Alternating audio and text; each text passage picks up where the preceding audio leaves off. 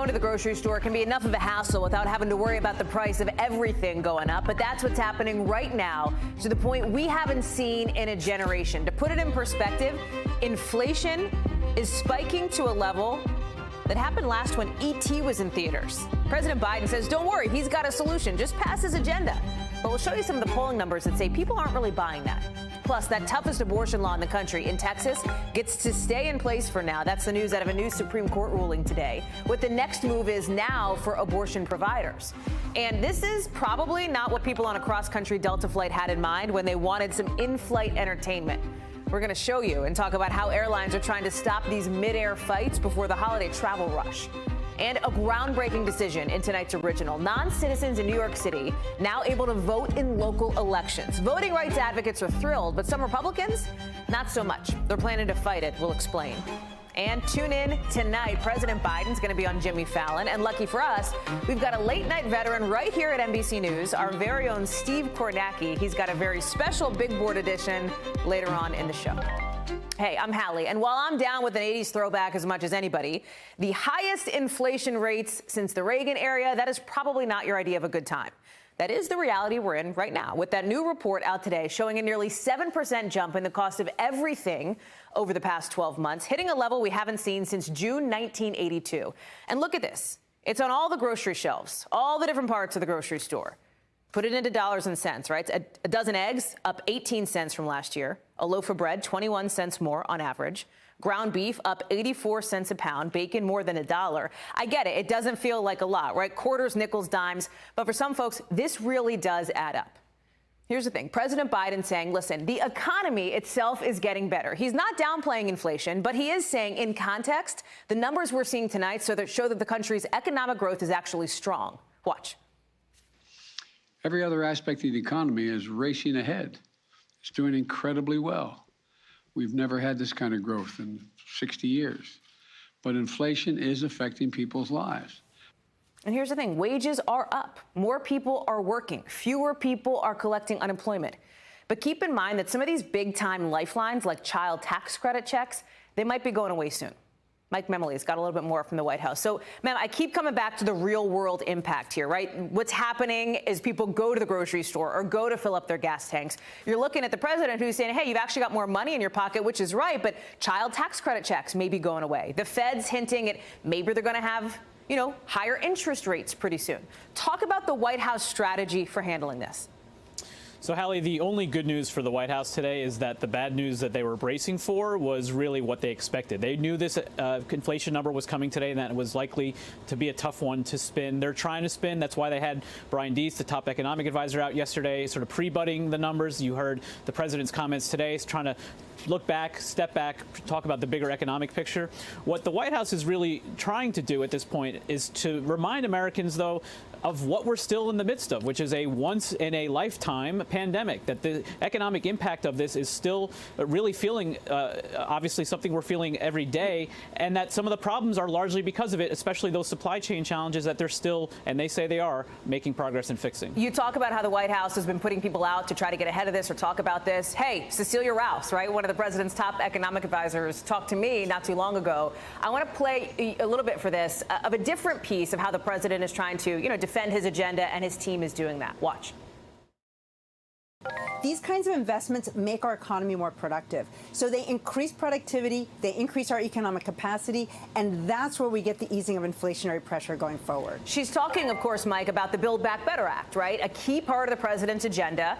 Over on the Hill side, Senator Chuck Schumer wants to get this done by Christmas. TBD on whether that will happen.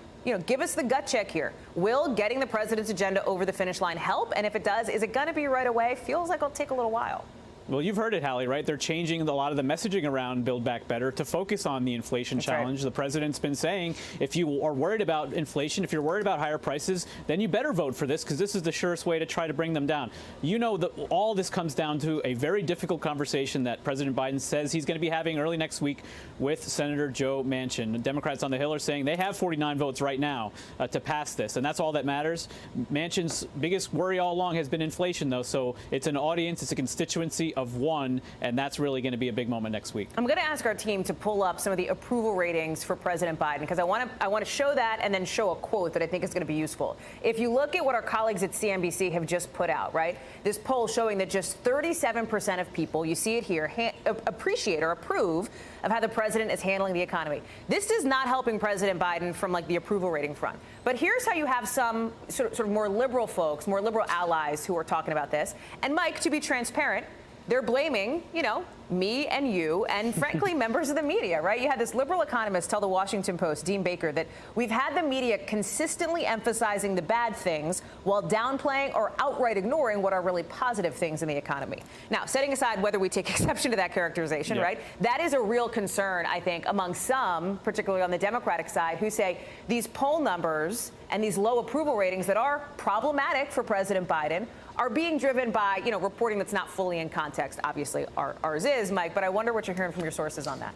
Oh, I hear from my sources that why aren't you guys doing live shots outside of gas stations anymore? Well, it's because gas prices are going down. So they're really bristling at the idea. It's interesting. Where there are some positive economic trends. Now, we're not talking about huge decreases in gas prices compared to the big increases we've seen over the last year, but there is sort of a positive change, and they're saying we're not highlighting it. That we sort of quickly move on when there's bad news that becomes good news, and we dwell on the bad news for far longer. So there is a lot of frustration, but ultimately, White House officials acknowledge this is still just sort of a spoiled national mood because of the pandemic. You either have people who want the pandemic just to be over. They've been tolerating this for so long, the restrictions. And then you have the very animated Republican side, conservative base, who is still very much fighting what the president is trying to do. That's what the White House feels like is the biggest obstacle they still have to overcome, is just getting this pandemic behind us. And then we'll see some attitudes change. And you saw the numbers there, though. The numbers are what they are. Mike Memoli, great to see you, friend. Thanks, Mike. All right. Enjoy your Friday. Other news from Washington, the Supreme Court's new ruling on the Texas abortion ban. Kind of a half win for abortion rights advocates, but they're frankly feeling more disappointed than hopeful about it. Here's why. On the one hand, the justices ruled that abortion providers in the state can go ahead with their lawsuit challenging the Texas ban. On the other hand, the justices kept the law in effect while that suit works its way and others through court. Remember, we're talking about that law in Texas that got a ton of attention when it went into effect a few months ago because it's basically the most restrictive in the country. It bans abortion after a fetal heartbeat is detected. That's usually around 6 weeks into a pregnancy before some women even know they're pregnant. In the last 3 months, providers say way more patients have had to travel to out-of-state clinics, and that on average, before the law was passed, women could get to a clinic within 17 miles. Now, 247 miles, 14 times longer. They say they're also seeing more patients carrying unwanted pregnancies to term, pregnancies they're not ready for. Pete Williams is here with me now. And Pete, I'm glad to have you here. Talk us through this ruling, because one key piece of this law involved its enforcement mechanism, right? This is how it was crafted. Texas was hoping to basically get a loophole that would let its law stay in effect. It seems like it's kind of working. It sure does. And here's the thing to think about. I think this is the way to think about it. When you challenge a law in court, you basically have two decisions to make. On what grounds will we challenge it, and who will you sue? Because if you win and you ask the judge, put a hold on this order, I want an injunction, the judge doesn't enjoin the law. It doesn't enforce itself. He issues an injunction against the people who enforce it. Okay. Who are those? Who do you sue? That's what this case was really about. Today, the Supreme Court said, well, you can't sue the state court judges because they don't enforce anything. You can't sue court clerks. You can't sue the attorney general. But you can sue members of the Texas Medical Licensing Board. So not a huge group. No, and it's a razor-thin victory for the abortion advocates. And here's the problem. If they now go back into federal court, and that's what this was all about, where can you sue in federal court, and even if they get a ruling that says, okay, Texas Medical Advisory Board, do your thing, all they can do is say, well, all right, if you perform an abortion, we won't take your license away. It doesn't stop the lawsuits. That's the goal of the abortion providers.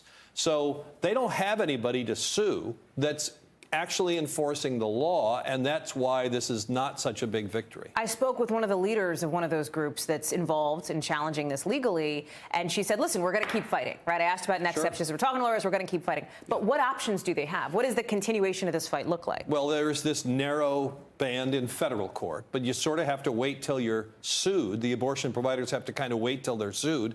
That's not the answer. But there are lawsuits in state court as well. They face a similar challenge. It's sort of a different character. Today's ruling by the Supreme Court was all about the power of federal courts. So the state lawsuits can now go ahead. And just yesterday, a state judge in Texas declared the law unconstitutional. But because of the way that lawsuit was put together, he didn't issue an injunction stopping enforcement. So they have two avenues, the federal court, which is a narrow one, and the state court, which is somewhat broader. But really, the Supreme Court's decision takes away a lot of their ammunition.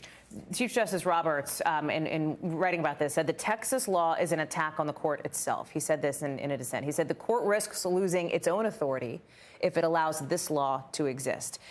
Can you take that from like the sort of high-minded to the nitty-gritty? What does that mean? Well, this was the concern of the people who were attacking SB 8, is they say, look, if a state can do this and say, okay, you can't enforce your constitutional right to abortion and you can't sue us because we're not enforcing it, then the state could do that about any constitutional right. Gun rights, free speech rights, religious rights, whatever.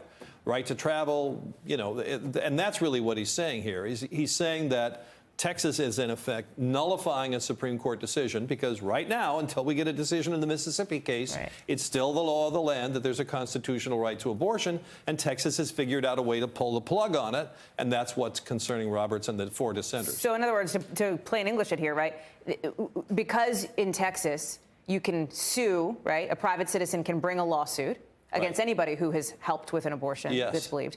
They're saying that the argument seems to be, what about if there's some sort of free speech case? What if there's some sort of gun rights case, right? Could you have that same loophole and do that for anything? And that question actually came up in the oral argument, and it was Justice Brett Kavanaugh who said, well, geez, a state could say, you know, if you buy a high-capacity ammunition magazine or an AR-15, somebody could sue you for $100,000. Well, whatever concern he had during oral argument, he didn't express any such concern in today's ruling. Interesting. Pete Williams, thank you for breaking that down for us. You bet. I'll be here every night. I was going to say, it's become a regular thing. Thank you, friend. We've talked a lot here about needing more information on the Omicron variant, right? Well, now we're getting it. There's this new report from the CDC out just a few hours ago that says that while the Omicron variant is more transmissible, meaning it's easier to get, most of the cases here in the U.S. have been mild. There's a catch to keep in mind. The CDC says in most of the cases they looked at, the people were vaccinated. Some of them even had the booster. We're learning about this at the same time that New York's governor rolled out a statewide mask mandate to keep Omicron or any of the other COVID variants from spreading during the holidays.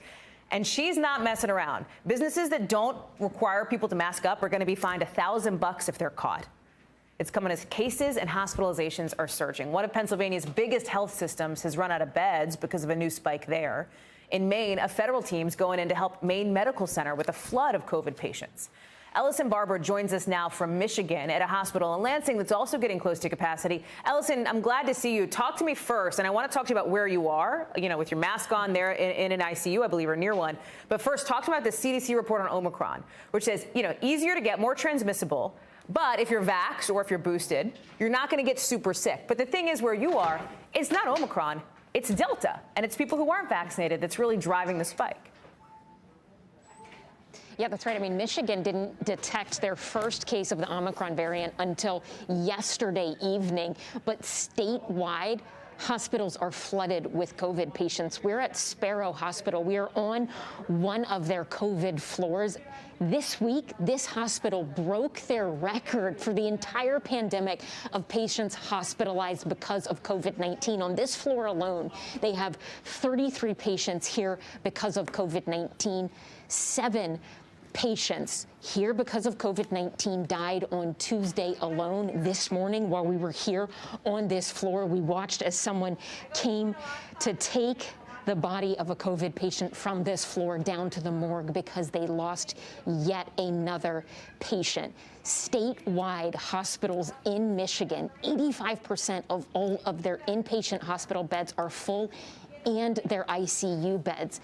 This is all because of the Delta variant. And talking to doctors and nurses here, they are worried that they are in a surge right now, that particularly with another variant that's possibly more transmissible on the horizon, that things could get far, far worse. 82% of the people hospitalized here because of COVID-19 are unvaccinated. In terms of COVID deaths, Hallie, they told me the majority of the deaths they've seen in recent weeks are among people who are unvaccinated or people who had some sort of comorbidity or pre-existing condition and did not get a booster shot. The CEO of this hospital says they have not had a single patient die because of COVID-19 if they had a third dose. Hallie. I mean, Ellison, I think everybody, right, is sick of the pandemic. Everybody is exhausted from this pandemic, but those healthcare workers, the people, you know, in the hallways and in the rooms behind you, like, I have to just think this is just gut punch after gut punch for them. They're exhausted. I can't tell you how many times I've talked to a nurse or a doctor who has spent almost 2 years on this COVID floor, and they've cried, telling me that at times it feels difficult to leave the car to come into work because it feels like it will never end. And they will tell you that the death they are seeing, even if they are used to seeing death because of their job, that this is different. One nurse told me that it is literally watching people suffocate, and that is just beyond words, and for them emotionally impossible to process. The other thing they're dealing with here right now, misinformation. Doctors and nurses say the surge they're seeing here right now, a lot of the patients in this hospital are from rural neighboring communities where the vaccination rate is lower than the statewide vaccination rate. And they also say that right now they have some patients refusing treatments because of misinformation. I want you to listen to what one nurse told us about that very issue. Listen.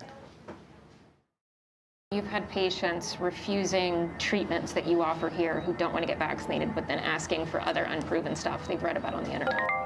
A lot of like herbs and things that I don't even know what they are, but none of them have been, to my knowledge, shown to improve the outcomes of somebody with COVID. And she told me people will not take the vaccine. They oftentimes are still saying they don't believe the severity of this virus, but they are asking for herbs, things she's never heard of, and ivermectin. Hallie. Ellison Barber, live for us there in Lansing. Ellison, thank you for that important reporting. I appreciate it. We want to turn now to the Gayle Maxwell trial, where not too long ago, actually right as we were coming on the air, prosecutors rested their case after a woman says she was pressured to take off her clothes and get a massage from Maxwell at Jeffrey Epstein's New Mexico ranch when she was just 16 years old. She was among the last witnesses to testify. Her name is Annie Farmer. She's the final accuser to have taken the stand in that trial. You're about to see Farmer on the stand today in one of these court sketches. She said this trip that we're talking about happened back in 1996 and also went through a number of times Epstein touched her and made her feel, quote, sick to her stomach. She and her sister, Maria, have actually talked publicly about this for years. They tried to contact law enforcement when it happened and say it took a decade for the FBI to follow up with them. Farmer called Maxwell a sexual predator during Maxwell's bail hearing last year. Maxwell, of course, is accused of sex trafficking and grooming women to be abused by Epstein. She denies the charges and has claimed she's the scapegoat for the convicted pedophile's crimes. Tom Winter is following this trial from New York. So, Tom, the prosecution has just rested, and they saved Annie Farmer as one of their last witnesses. Why was she such a key part of this case?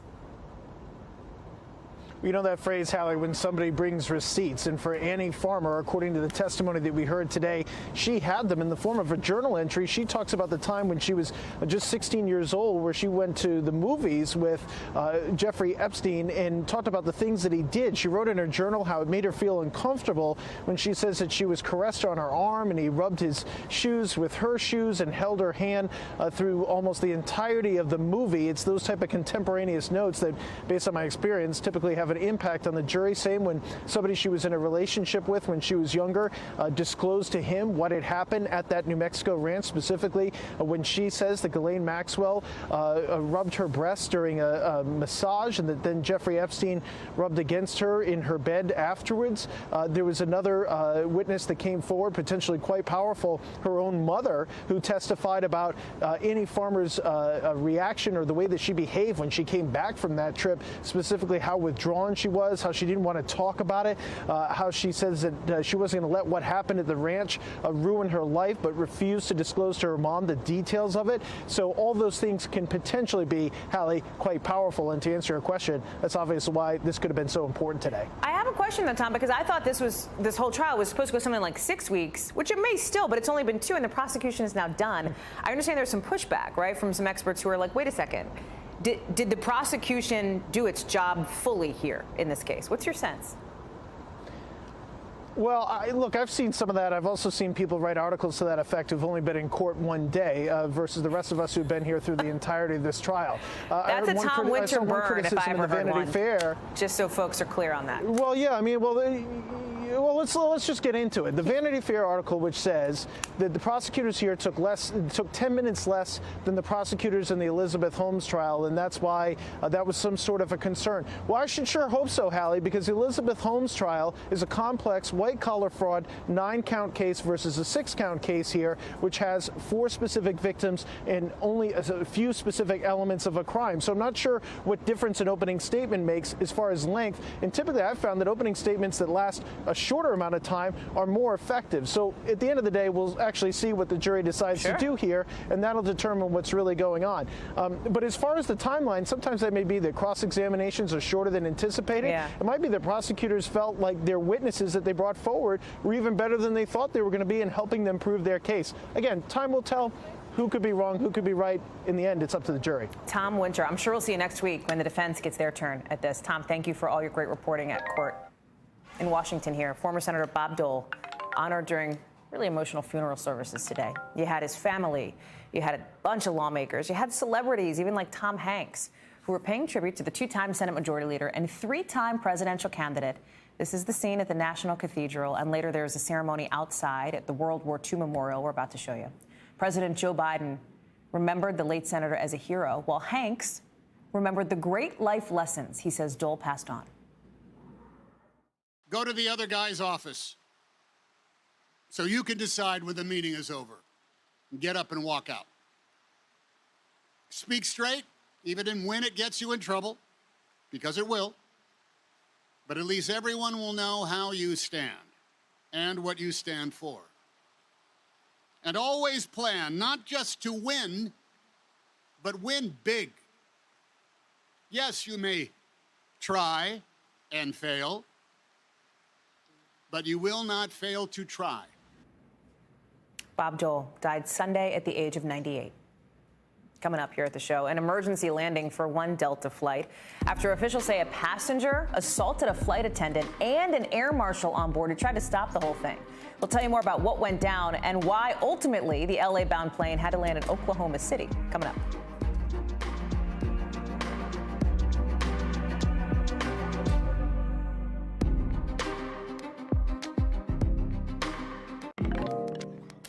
So a Delta flight that was supposed to go from D.C. to L.A. last night ended up in Oklahoma. Why, you ask? How? According to law enforcement, a passenger assaulted a flight attendant during the flight. This is the guy who allegedly did it, 35-year-old Ariel Pennington. Here's some of the video. You're about to see it. It's a big deal because the first alleged major airline assault now is happening since federal prosecutors have made this case, and these kinds of cases, a top priority. So here's what's on video. You can see Pennington here allegedly becoming combative. That's what people said. Then an air marshal stepped in to try to break it up. And then, again, the allegation, Pennington then assaults the air marshal. That's what they say. Police trying to get him off the plane. In a statement, Delta applauded what they called the quick action and professionalism of the crew. Pennington hasn't been charged yet, but he's at a detention center being held on disorderly conduct and public drunkenness. Katie Beck is here with more. So, Katie, what's interesting here, the DOJ just recently came out after we heard of all these sort of unruly passengers on planes and said they would prioritize prosecuting stuff like this. Now the FBI is investigating. What do you think is going to happen here? I mean, I think we're seeing more and more of these cases, many of them because people are fighting mask mandates on planes still and just simply get combative when they're told to put their mask on. But I think we are seeing numbers increase. And as you stated in the live shot with Ellison, there is sort of a pandemic fatigue. Some of these restrictions have eased at other places for people at the grocery store and other public places. They have not eased on airplanes. It is still a place where there is a zero tolerance policy for not wearing your mask, and people simply do not like it. Now, we don't know if that was exactly the case in this particular incident, but we were told that he left the plane without a mask and that at several points it was not on. So, you know, we'll find out what the facts are, but largely that is what these combative passengers are fighting about. As you're talking, viewers are seeing on the left side of their screen video of not just this incident, but others too. And you talked about this. Let's put some numbers behind how many there have been, these kinds of incidents. 5,500 unruly passenger reports, as they're called this year. And as you say, most of them, close to 4,000 of them, have been mask related. Like people throw punches. This stuff is real, right? Talk about what airlines are doing here, because, you know, you have to imagine for these flight attendants, it's frustrating for them too. I think they have no choice, Hallie, but to make an example of the passengers that do this. If they don't, people will not take them seriously. And obviously landing a plane midway between Washington, D.C. and L.A. is a pretty strong statement for the rest of the passengers on that plane that this is a zero tolerance policy and you do have to comply. Having that agent was a good thing to have in place as well, although both of them in this report were assaulted.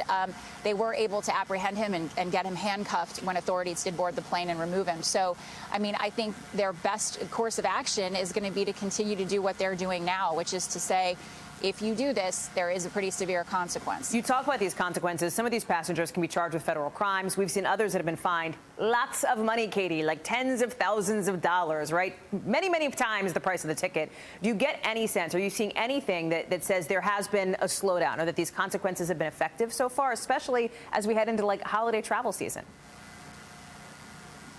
You know, the numbers spike during the holidays, and we saw that at Thanksgiving. We'll see it again at Christmas. So I think, you know, by the ratio, you're going to see the number of unruly passengers also spike during those times.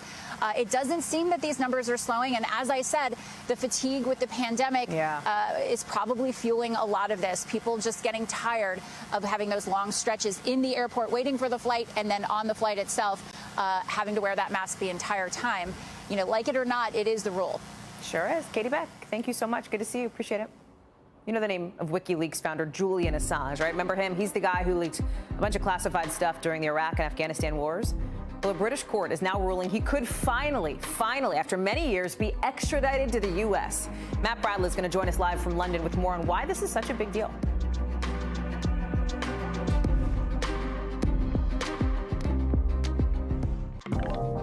Let's get you over to the 5 things our team thinks you should know about tonight. Number 1, former Denver Broncos wide receiver Demaryius Thomas was found dead at his home in Roswell, Georgia last night. He was 33 years old and had just announced his retirement from the NFL in June. Police say they still don't know how he died or why. Number 2, the Better.com CEO. Remember him, the guy who fired 900 of his people over a Zoom call? We told you about him last week. Well, the company's board of directors says he's now taken some time off. Earlier this week, the CEO apologized, saying he stands by the layoffs but didn't show workers, quote, the appropriate amount of respect. Number 3, Kanye West's publicist reportedly pressured a 62-year-old Georgia election worker to confess to bogus voter fraud claims. The election worker, Ruby Freeman, says this happened weeks after the 2020 election. By that point, she was already facing death threats. Former President Trump had falsely accused her of manipulating votes. Number 4, TikToker says he wrote code to flood the official website of Kellogg's with fake job applications. Why? Kind of a tongue-in-cheek protest of Kellogg's decision to permanently replace striking workers. Number 5, and just like that, Peloton, trending for all the wrong reasons again. The company's stock dropped after HBO released the first couple episodes of the Sex and the City reboot. We're not going to give away anything here, but we have to give you something not great happens, right? Peloton is kind of involved. A spokesperson for Peloton says the company knew its product would be used in the show, but not in this way. Yikes. Julian Assange, remember him, the guy behind WikiLeaks? He's been wanted for 10 years by the U.S. And today, the government is one step closer to officially charging him. Here's why. A British appeals court overturned a lower court decision that had said he should not be extradited because of concerns over his mental health and potential risk of harming himself if he was going to be in a restrictive prison. Assange's team plans to fight his extradition. And just to remind you why the U.S. wants to bring him back, he's wanted on 18 counts for publishing thousands of classified defense documents on the Iraq and Afghanistan wars back in 2010. So where is Julian Assange now? He's still in prison. He's still in London. But if this extradition happens, he could end up facing 175 years behind bars. Matt Bradley is here with more. So, Matt, let's talk through this, right? Because this extradition, it seems, can happen, according to the court, because the U.S. told the U.K. Assange would not be held in maximum solitary confinement. Assange's lawyers are sort of skeptical. They think he's still at risk. Can the U.S. just go back on its promise or backtrack like that? Or is this like a binding pledge here? Well, they made guarantees or they made assurances, and that's what the court heard, that they've said that they won't be putting him in a supermax prison, the federal facility in Colorado, probably won't be putting him in solitary confinement, and they might let him go back to Australia and serve the rest of his time. But there is a caveat here, Hallie, just like you're asking. If he does something in prison, I mean, who knows, gets in a prison fight, does whatever that deserves punishment, then they have the right to punish him. Assange's legal team has confirmed they do want to try to get permission to appeal this all the way up to the Supreme Court. I know, listen, put on your best Pete Williams hat, my friend. Do you think, from your perch there in London, would the court here actually take up that case? Well, it's not all the way up to the Supreme Court. That's just really one step above. This is one of the highest appellate courts they could have gone to. And basically they can, and that's exactly what they're going to do. They have 2 weeks to file those new papers to go right up to the Supreme Court. The problem is that we've heard from lawyers, is that the Supreme Court normally deals with cases of lofty public import that deal with really big questions of democracy and the Constitution. That's what it's for in the States. That's what it's for here. And while, the Julian Assange controversy has a lot of those issues, freedom of speech, government control, that kind of thing, this case doesn't. This case turns on finer points of diplomacy and extradition, Julian Assange's mental health, things like that. It's not really the kind of thing that the Supreme Court would take up in here. So Assange's lawyers are kind of running out of options. So what does he do in the meantime then, Matt? He's still in London. He's still in prison there? He's still at Belmarsh prison. He's still engaged to his fiancée. He has probably another, what a lot of lawyers are saying in the media today, it looks like it could be weeks or months ahead of him before he goes anywhere. And of course, the court, his lawyers are going to be challenging every single step of the way.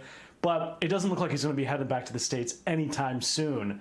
But once he does, Hallie, you can bet that there's going to be a trial that will bring up a lot of those weighty issues that we were talking about. Freedom of speech, 100%. Government control, whether or not the media has the right to take documents from the government and publish them. Hallie? Matt Bradley, thank you so much for being with us there live from overseas.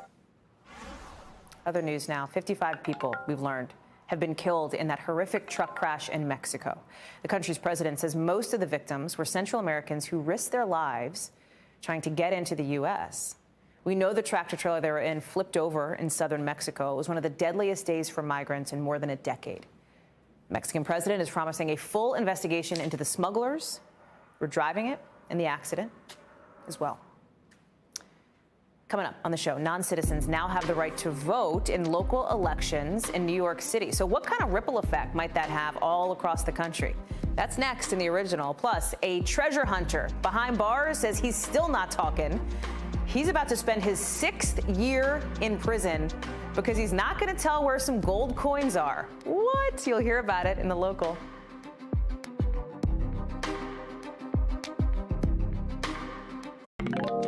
President Biden getting ready for his late-night debut as president, getting ready to hit up The Tonight Show with Jimmy Fallon virtually. We've got Steve Kornacki with a very special late-night big board coming up on that in just a little bit. But first, NBC covers hundreds of stories every day, and because you couldn't possibly read or watch or listen to them all, our bureau teams have done it for you. This is what they tell us is going down in their regions in a segment we call The Local. From our Midwest bureau, an ex-deep-sea treasure hunter is marking his 6th year behind bars because he won't say where 500 missing gold coins from a shipwreck are. Tommy Thompson discovered the ship back in 1988. He says he's told police everything he knows. He's been held in contempt of court in Ohio since 2015, and he's been fined $1,000 a day since then. From our Northeast Bureau, Penn State University has a new president, and she's making history before even taking office. Neeli Bendapudi is the first woman and first person of color to take on the role. Penn State's Board of Trustees voted unanimously to hire her. She's going to take office July of next year. And out of our New York Bureau, nobody is getting more into the holiday spirit. I have to tell you, if you think your Christmas lights are good, you have some heartbreak on the screen right now, okay? This is from the Gayle family in upstate New York. They set a Guinness World Record for this. Look at those lights. The most Christmas lights on a residential property, 687,000 bulbs. Draws in hundreds of visitors, lots of donations. But how cool is this? The money doesn't go to the light bill. It goes to charity, and they're on track to raise something like $500,000 this year. We want to bring you today's original now with some in-depth reporting on a topic we've been keeping an eye on today, voting rights, right? With New York City now letting non-citizens vote in local elections. That's after the city council voted overwhelmingly to give about 900,000 legal residents the right to vote. Non-citizens who, again, legally documented, make up, you see it here, about 11% of people who can vote in the city. Zinc Clay reports. Today, I'm finally being seen, I'm finally being heard, Melissa John is a New York City public school teacher. She's taught her students about voting, but she's never been able to cast a ballot herself until now. Men and women that look like me, that sound like me, have a chance now at the polls. Originally from Trinidad and Tobago, John is one of about 800,000 non-citizens who just won the right to vote in New York City, following a bill passed Thursday in a city council vote. Around 1 million people are impacted by this legislation. Who are they? The vast majority of them are green card holders, so people on the road to citizenship, or those with valid work authorization that has been granted by the federal government. So my name is Angel, and I'm a DACA recipient. That includes DACA recipients and temporary protected status recipients and some others. Our City, Our Vote allows non-citizens to vote in elections for city-level offices, so long as they've been a New York resident at least 30 days and are qualified to register and vote. NYC non-citizens still cannot vote for president, members of Congress, or in state elections. The bill passed with a veto-proof majority, meaning it would become law even with the mayor's veto. Mayor Bill de Blasio says he's concerned about the legality of the measure. I think there are still some outstanding legal questions about the city's authority versus the state's in this matter. The 51-member council passed it with 33 yes, 14 no, and 2 abstaining. Among the noes, Republican lawmakers. New York's GOP chairman Nick Langworthy saying earlier this month, "It's against federal law for non-citizens to vote. In fact, it's unconstitutional in the state of New York for that to happen." Following Thursday's vote, Langworthy stated every legal means necessary will be used to stop the law, which fellow Republican critics say needs to come from the state government. These local debates as voting rights advocates around the country sound the alarm at what they call a surge in restrictive voter ID and voting access laws. In 2020, more states amending legislation to ensure only U.S. citizens can vote. The Big Apple joins the small list of other towns granting non-citizens the ability to vote, including municipalities in Maryland, Vermont, and California. In NYC, they can cast ballots beginning in 2023. For newly minted voters like John, that day can't come soon enough. How's it going to feel to vote for the first time? For the first time ever in my life, surreal.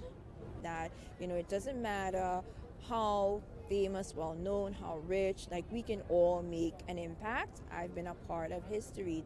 Zinc Clay joins us now. Zinc Clay, glad to have you. So talk to me about some of the pushback this is getting. You mentioned one of those New York GOP chairmen saying he's going to use every legal means necessary to stop this. So what would be the next move? Yeah, Langworthy has threatened legal action and other actions, and the language he's used has been very strong. Just this week, he called it bad policy, unconstitutional, and dangerous. So I think in the coming weeks, we're going to have to look out to see if any lawsuits will come. There's 5 states that ban this kind of voting entirely, right? That ban non-citizen voting altogether. I think we have a map we're going to show. There they are. You now have the biggest city in the country letting non-citizens vote, right? It does feel, though, like this is maybe a little bit drawn along political lines. New York, obviously, a city that is blue. Some of these states leaning red. Where does this put us in the bigger conversation about voting rights, do you think? Yeah, so voting rights advocates and folks on the ground I spoke with yesterday are hopeful that this change in New York will extend to other cities, right? It's 900,000 people. That's how many people this impacts, and they're hoping that makes a big change. Of course, it's not without tension, and we talk about that in the report. De Blasio saying he has questions about whether this impedes on state government rights. And so we'll have to see if it stays and if it also expands, Hallie. Zinc Clay, thank you so much. Appreciate you joining us with that reporting. So President Biden tonight is going to show up for the first time as president on a late-night talk show. He'll be on Tonight with Jimmy Fallon virtually. And you got to think that maybe the White House, maybe the president and his team are hoping this might help those approval rating numbers we talked about earlier in the show, right? And here's the thing. This isn't like something out of the ordinary. A long list of presidents and candidates have appeared on these kinds of shows, an opportunity to show something a little bit different than what you might see every day at the White House. Watch.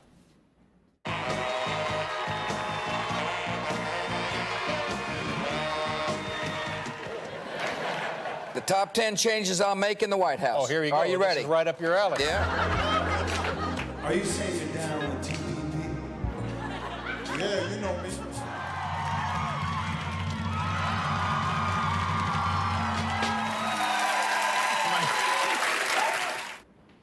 Steve Kornacki is joining me now. So, Steve, listen, little trip down memory lane there, right? These are supposed to be fun appearances. Talk to me about and by the way, we love that the special big board that you've prepared for us on this. Thank you. Talk about the benefits and then a little bit of the risks on these shows for the candidates, for the presidents, and frankly, for the hosts, as we saw in one of those clips, the now infamous, hair tussling thing. Yeah, I mean, it's really interesting, Hallie. I mean, basically the entire history of late night television, there's been a political presence every now and then. You can go back to Jack Parr when he was hosting the Tonight Show in 1960. He had a candidate for president, Democratic senator from Massachusetts, John F. Kennedy. He was the first one, I think the first big-name national politician to do one of the late night shows. But you could see some of the others here. You were playing the clips. 1975, the Tonight Show, Johnny Carson had it at that point. Here was Reagan. I think the interesting thing here in 75, Reagan at this point was actually a former governor. He had just left office as the governor of California, and a future. It was about 6 months after this that Reagan announced his presidential campaign for 1976. He ended up getting elected in 80. But there used to be, I think, a little bit more of a tradition of, you didn't have the elected official on. Maybe you had a candidate. Maybe you had somebody who was out of office. Here was Reagan as a former governor. You played this one, too. Bill Clinton, Arsenio Hall, 1992. The significance of this moment, obviously, Bill Clinton was in third place when he went on Arsenio Hall's show in 1992. George H.W. Bush, the president, was in first. Ross Perot, the independent, was in second. Bill Clinton's numbers were in the absolute gutter. He went on this show. It was this whole moment in the campaign, the spring of 92, where Clinton basically got a second look from the public. He ended up taking the lead in the polls, winning the race. You showed it there, Barack Obama on Jimmy Fallon's show. And we say that evolution. Remember, Reagan, the former governor, the future candidate. Here's Barack Obama, the sitting president, doing late night shows. And that was something you saw not just with Jimmy Fallon. You saw a lot of sort of merger of Barack Obama pop culture during his presidency. So I think of a bit of an evolution there as well that Biden's kind of joining here. How about the bridge between pop culture and NBC News as it relates to you, right? Because you've been on late night, as our loyal viewers may know. I don't want to embarrass you, but we do. We had to go to the vault. We had to go to the archives and pull some clips of you breaking down the 2018 midterms in Washington politics with Stephen Colbert and Seth Meyers. I just have to play it. Let's watch. Where are the states where there's the biggest opportunity for Democrats to pick up seats? Yeah, California is the granddaddy of them all. There are 7 districts in California that Republicans hold right now, but that Donald Trump lost in 2016. That's the biggest single concentration of targets for Democrats. How is this comparing right now to the Clinton impeachment and the Nixon impeachment? Yeah, I mean, just if you look at the politics of it, I think there's a stronger comparison to the Clinton impeachment 20 years ago than to the Nixon one. I have to say, Steve, whether you're sitting on a couch like next to a super famous comedian or whether you're in front of us on the big board, it's very you, right? How do you prep for something? What's it like? Take us behind the scenes going on a late night show. Yeah, as you could see in those clips, Hallie, I brought my A material that night. I mean, really, brought the house down with maybe less hilarious than factual and informative, which is also valuable. It's interesting because we're showing this evolution of politicians and being on late night shows. It's certainly in the Trump era, too. I think you've just seen all of culture, all of popular culture. I think there's much more of a political tinge to it now. So, I mean, I think the idea, whether it's me or 1,000 other guests for the last 5 years who are sort of in political media, the political world, going on to these shows, it would have been unthinkable for somebody like me to be on a show like The Tonight Show 30, 40 years ago. But I think there's been a kind of a merger of those two worlds. And, the one piece of advice I give to anybody doing it is just this one's an easy one for me. Don't try to be funny. Steve, I love to hear you say that because I did Seth Meyers, I think, a couple years ago. The thing that stood out to me, I was so impressed with the dressing rooms and the backstage. It's vast. It's amazing. Like they prep you really well for that. Your advice is well taken. Thank you. But let's talk about, we mentioned it right coming into here. The president's poll numbers, they're not great. His approval rating is not where the White House wants to see it, right? Talk to me and turn your political hat back on here. How does he compare to like President Obama or former President Trump at a similar point in their presidencies? Yeah, so Biden's doing this appearance here, trying to get the poll numbers up. This is what they look like. If you average together all the polls that are out there, Biden's average approval rating sitting basically at 42%, significantly under 50 right now. That disapproval rating, that's the other thing.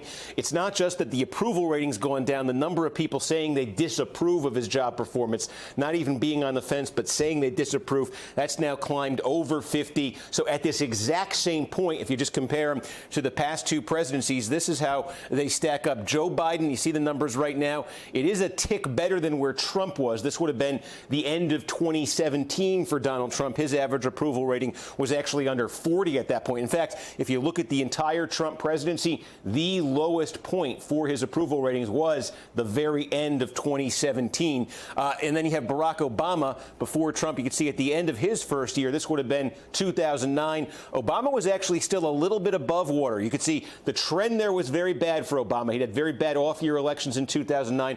Obviously, 2010 was a political disaster for Obama. But Biden coming in here a little bit better than Trump, but weaker than Obama right now as he closes out his first year. Steve Kornacki, so good with the numbers. If you were going to try to be funny, I still think you'd be good at that too, Steve, because we love you so much. Thank you so much for these special. Go ahead. I specialize in the unintentional kind of humor. Okay, very good. I'm taking a trip down memory lane with you. Thank you, Steve. Appreciate it.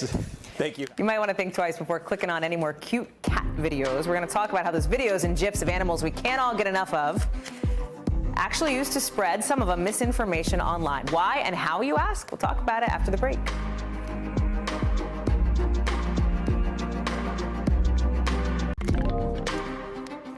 Who doesn't love a cute cat video, right? Or maybe a little giraffe or a little baby sharky. You might even have one of those little cute videos in your DMs right now.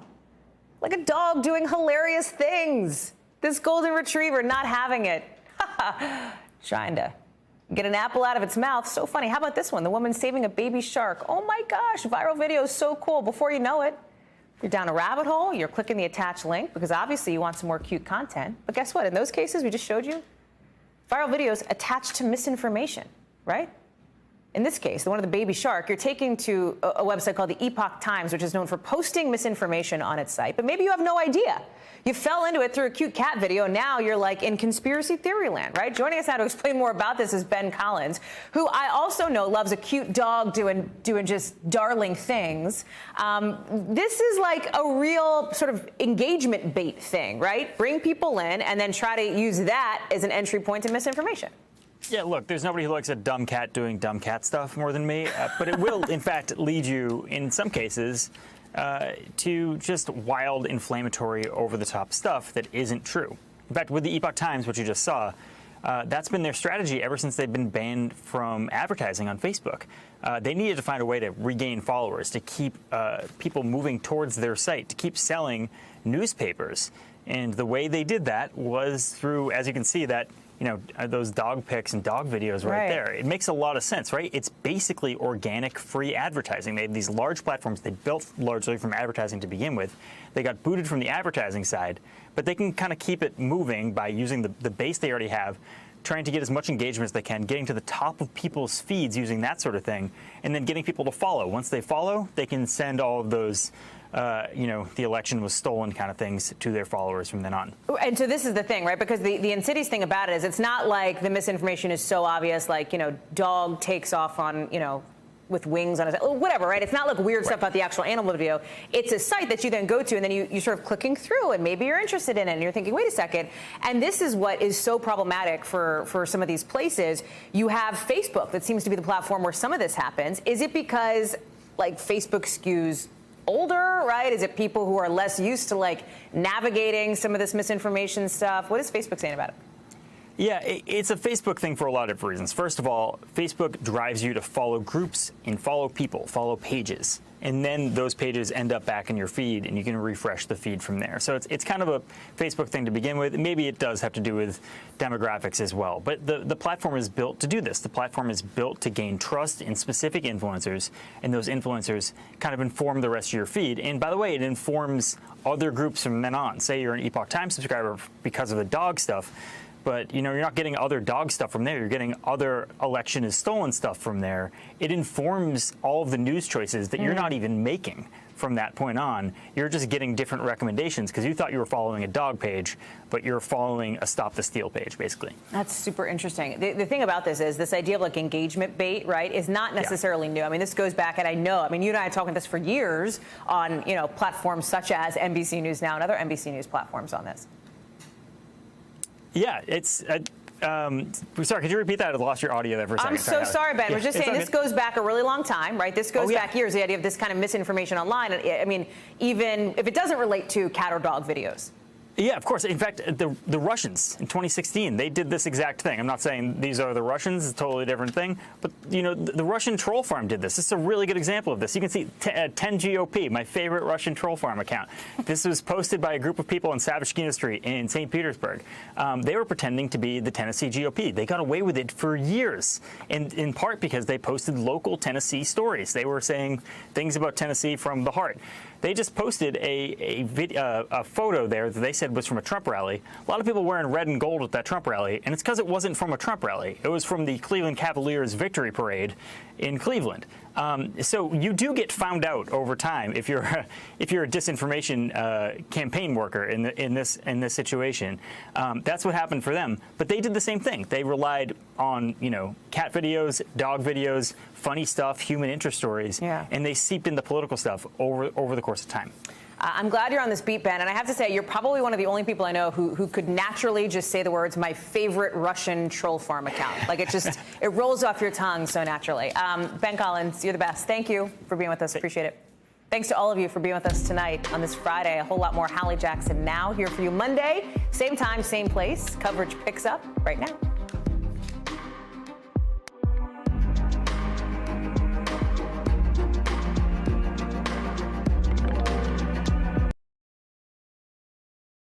Thanks for watching our YouTube channel. Follow today's top stories and breaking news by downloading the NBC News app.